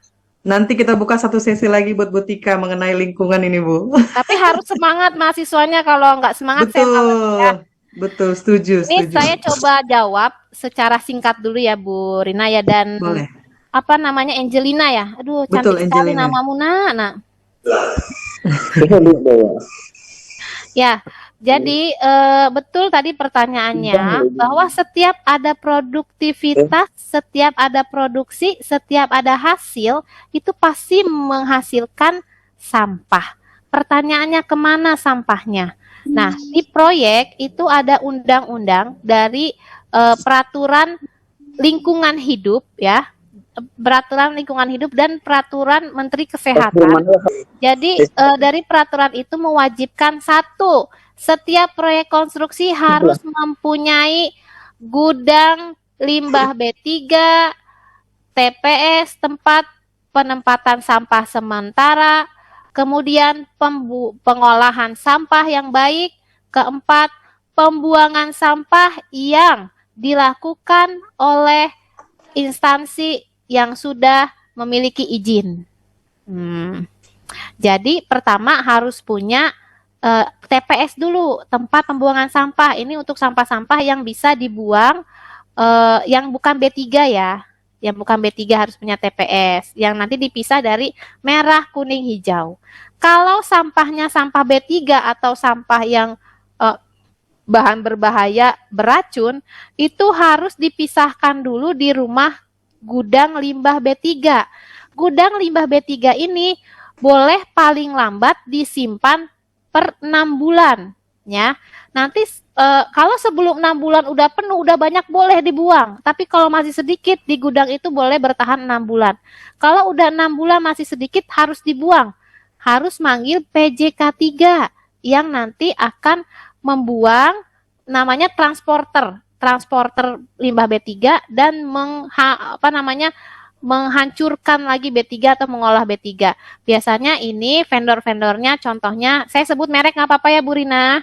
Silahkan Ibu, tidak apa-apa. Ya, misalnya PPLI, Prasada, Pamunah, Limbah Industri. Nah, itu mereka yang akan membuang atau mengolah kembali limbah-limbah B3. Kalau sampah-sampah yang sampah-sampah non B3 kita taruh di TPS, tempat pembuangan sampah sementara, 1 kali 24 jam harus keluar proyek ya. Nanti ada dinas terkait, biasanya di Jakarta itu ada namanya Dinas Lingkungan Hidup.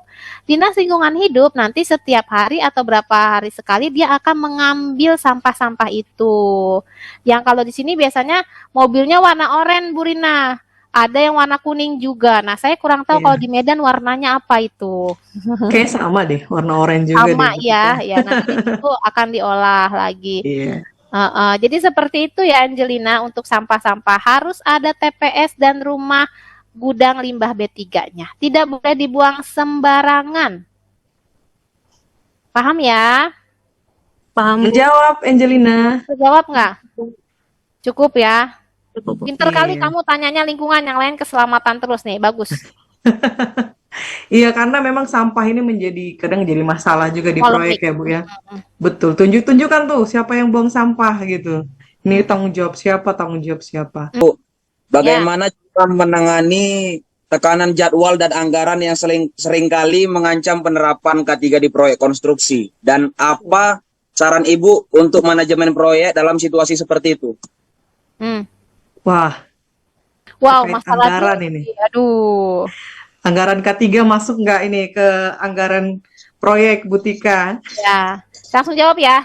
Boleh langsung Bu. Ini sepertinya saya sedang ujian ini ya. Pertanyaannya, aduh. Berat ya. Ini luar biasa. Ini anak muridnya Bu Rina ini pinter-pinter. Bang Rizky, kalau memperhatikan penjelasan saya di awal terkait pengenalan K3 konstruksi, saya sempat menyematkan K3 itu hadir di awal pada saat proses tender.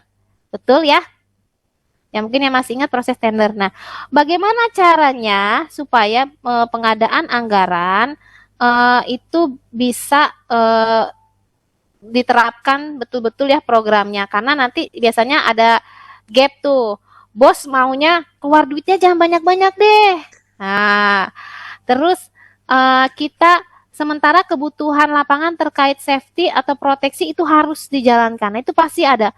Ini pertanyaan bagus sekali. Ini adalah dilema hampir semua proyek, termasuk saya. Tapi tenang. Betul. Dalam K3 tadi udah dijelaskan ada namanya HSE Plan atau rencana K3, di mana di situ sudah tertuang dalam tender. Makanya harus bersinergi antara gambar dan safety. Jadi nanti kan ketika gambar muncul, itu safety harus bisa mengidentifikasi resiko ketinggian. Misalnya ada berapa lantai, harus pakai pipa, harus pakai railing, harus pakai support, harus pakai ini. Nah, dari situ pekerjaannya akan muncul. Orang galian trainingnya apa? Orang bagging trainingnya apa? Pelatihannya apa? Butuh duitnya berapa? Di situ harus dianggarkan dalam rencana K3 yang sudah dijelaskan saat tender. Jadi owner tahu, owner mau bayar gitu. Itu cara untuk membuat anggarannya. Kemudian konfliknya bagaimana? Nah, konflik tekanan antara manajemen dan juga kita sebagai praktisi nih atau prakteknya di lapangan.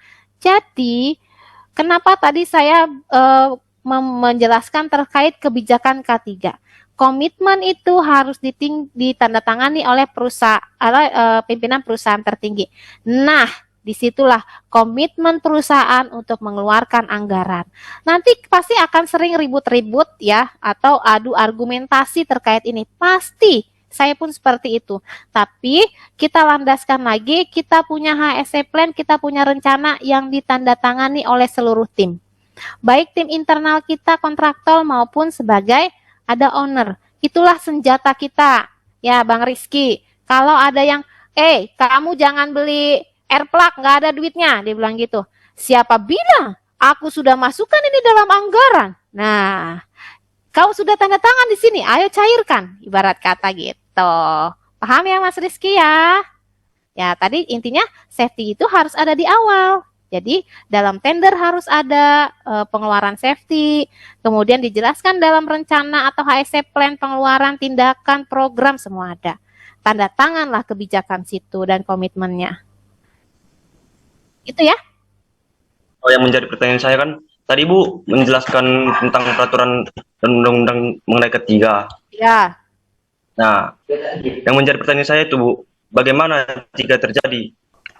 Bagaimana Jika terjadi pelanggaran undang keselamatan dan bagaimana bila terjadi pelanggaran terhadap undang-undang itu, apa sanksinya terhadap proyek? Mungkin tadi udah dijelaskan Bu Tika, Bernhard mungkin belum memperhatikan. Silakan Bu Tika, mungkin Jadi bisa gini, diperjelas lagi. saya tambahin sedikit deh, biar Paul ya. Jadi dalam setiap proyek itu, kenapa harus ada personel K3 yang bersertifikasi dan berlisensi? Karena kalau misalnya kita konstruksi ya, kita bicara konstruksi, harus ada ahli K3 muda konstruksi atau ahli K3 umum. Nah, dia adalah sebagai tangan kanannya kementerian atau dinas tenaga kerja yang mempunyai peraturan-peraturan yang harus dijalankan ke proyek. Nah, pertanyaannya, bagaimana kalau si proyek melanggar gitu ya? Yang pertama, pasti akan ada sanksinya.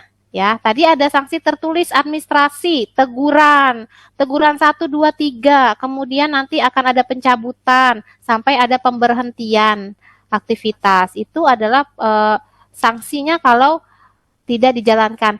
Atau secara yang sudah berjalan nih ya, ada beberapa proyek yang melanggar aturan pemerintah. Misalnya satu, terkait jam kerja, pembayaran gaji, sama tidak menjalankan program K3, tidak ada P2 K3 di situ kan. Tadi saya ada menampilkan pengesahan P2 K3 oleh Disnaker. Ada yang tidak menjalankan itu, selain administrasi tertulis teguran dan juga hold project, itu dihentikan, bukan dihentikan, BPJS-nya tidak bisa dicairkan. Nah, itu jadi berkesinambungan dengan hak-haknya pekerja gitu. Nah, jadi itulah kenapa harus ada orang safety di lapangan untuk yang bersertifikat K3, yang mengerti K3 untuk menjalankan program-program tersebut. Makanya seorang personil safety bukan sembarang yang pakai baju merah atau yang pakai helm merah, tapi orang yang sudah berlisensi dan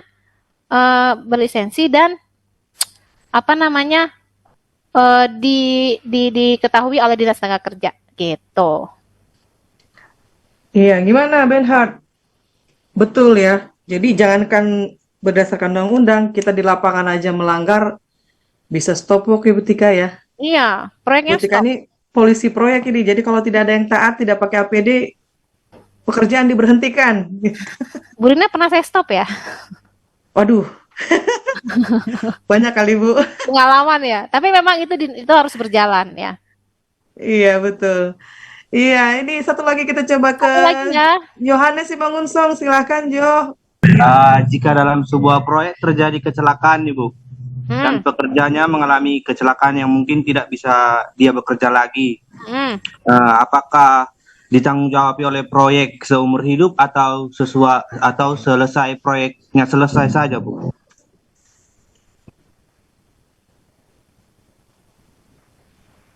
Bagaimana pekerjanya kecelakaan tidak bisa bekerja lagi? Ditanggung Ya, Bu. perusahaan atau bagaimana gitu ya? Ya, ditanggung jawab seumur hidup atau sesudah proyeknya selesai. Oke. Pak Yohanes, ini pertanyaannya eh, sering terjadi di beberapa proyek, ya. Kalau proyek itu, makanya tadi saya selalu bilang, ayo jalankan SMK 3 dan laporkan setiap pekerja ke BPJS, ya. Kalau pekerja itu didaftarkan ke BPJS, biaya pengobatannya itu akan ditanggung oleh BPJS. Jadi misalnya kalau proyek itu kan biasanya 1 tahun selesai. Nah, si pekerja ini kecelakaan membutuhkan biaya perawatan lebih dari 1 tahun, betul ya? Mungkin kira-kira seperti itu ya, gambarannya ya. Nah, itu Betul, akan betul. bagaimana gitu ya. Nah, kalau dia terdaftar BPJS, nanti akan ada surat rujukan ya, K2 dari BPJS yang diisi oleh proyek.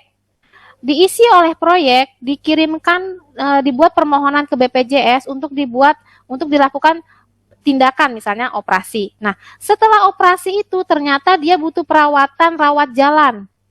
Nah, rawat jalan ini nanti akan didiagnosa oleh dokter BPJS-nya, dokter rumah sakit itu. Sampai berapa lama kira-kira si pekerja ini akan sembuh atau tidak berobat lagi. Nah, dari hasil itu nanti si dokter akan mengusulkan ke BPJS supaya pekerja ini bisa rawat jalan di rumah sakit ini dengan fasilitas ini nih, biasanya gitu. Nah, kalau dia terdaftar di BPJS, biasanya sampai dia sembuh itu lama waktunya yang menentukan dokter ya, dokter BPJS ya, rumah sakit itu ya, bukan dari perusahaan. Itu akan ditanggung oleh BPJS. Jadi perusahaan memfasilitasi permohonannya ke BPJS. Itu biasanya sampai sembuh. Tapi kalau kontraktor-kontraktor atau proyek yang tidak ada jalan SMK, tidak ada pelaporan ke Disnaker, tidak ada P2K3, tidak ada BPJS, itu saya kurang paham. Tapi biasanya menjadi tanggung jawab perusahaan masing-masing. Nah, tanggung jawab perusahaannya masing-masing ini kita tidak bisa men-state sampai kapan atau berapa, karena itu sifatnya kebijaksanaan perusahaan gitu. Nah, yang ini yang susah dijalankan. Makanya tadi ada slide saya menyatakan bahwa terkait kepercayaan pekerja. Nah, disitulah muncul, aduh saya bekerja di sini aman nggak ya? Bekerja di sini saya terjamin nggak ya? Seperti itu. Makanya kita harus bisa memilih juga kontraktor yang seperti apa, owner yang seperti apa. Karena kalau tidak terjamin BPJS, hanya kebijakan perusahaan saja. Nah, kalau memang terjadi seperti itu, ada tempat pengaduan. Misalnya di Medan. Di Medan ada namanya Dinas Tenaga Kerja ya. Dinas Tenaga Kerja. Ada, Bu. Itu bisa diadukan. Itu bisa diadukan kalau memang mau betul-betul mau berjuang, mau mendapatkan pengobatan, perawatan dan sebagainya, adukan ke Dinas Tenaga Kerja. Gitu. Nanti Dinas Tenaga Kerja yang akan mencecar si perusahaan itu. Gitu. Terjawab ya? Tetap, Jo. Jadi tergantung statusnya, dia BPJS atau enggak. Kalau enggak BPJS ya wassalam, sulit. Tapi kalau BPJS mungkin dari itunya akan ditanggung. Dulu saya pernah punya rekan proyek lain seperti itu kasusnya. Proyeknya 1 tahun tapi pengobatannya lebih dari 1 tahun ditanggung BPJS. Yang penting ada diagnosa dari dokter perusahaan bahwa sekian lama dia akan sembuh gitu. Bagaimana Johannes? Terjawab, Berarti Jo? itu cuman keselamatan aja kan, Bu. Kalau misalnya dia terjadi patah tangan dan nggak bisa, atau patah kaki nggak bisa bekerja lagi, berarti hanya keselamatan saja yang ditanggung proyek gitu loh, yang ditanggung BPJS-nya. Dia kan ada setelah dioperasi, misalnya dia ada rawat jalan, itu tetap ditanggung sama BPJS. Misalnya dia butuh proyeknya cuma 1 tahun selesai, 2 tahun kan? Ya itu hanya itu saja. Maksudnya kesehatan bagaimana? Cuman Mungkin kesehatan saja, nggak ada apa entah asuransi setelah dia nggak bisa bekerja lagi karena patah kakinya atau gitu, Bu. Ada tapi tidak terlalu besar. Baik, Bu. Jadi Makasih, Bu. makanya harus menjaga keselamatan betul-betul diri kita dan orang lain. Hitungannya saya tidak tahu ya, itu BPJS yang menghitung karena dihitung dari jumlah gaji dan juga lama bekerja dan lain-lainnya. Itu nanti ada dokter perusahaan sendiri yang menilai, ada tapi tidak terlalu besar. Gitu. baik, ini cukup menarik untuk kita bahas mengenai ketiga ini, Bu. Banyak sekali pertanyaan-pertanyaan. Oh, itu. Iya, thank you Bu Tika. Saya tahu Bu Tika sibuk banget ini di proyek, apalagi HSE manajer tuh kerjaannya banyak banget, mulai dari hal yang besar sampai yang kecil-kecil semua harus dicek, pastiin berjalan sesuai dengan yang sudah direncanakan di HSE Plan ya Bu Tika ya. Thank you berwaktunya. Mungkin Bu Tika jangan bosan, nanti mungkin beberapa bulan lagi kita undang untuk bicara mengenai lingkungan atau topik-topik mengenai seputar K3 ya. Siap, siap. Mungkin kita mungkin boleh foto bersama teman-teman yang masih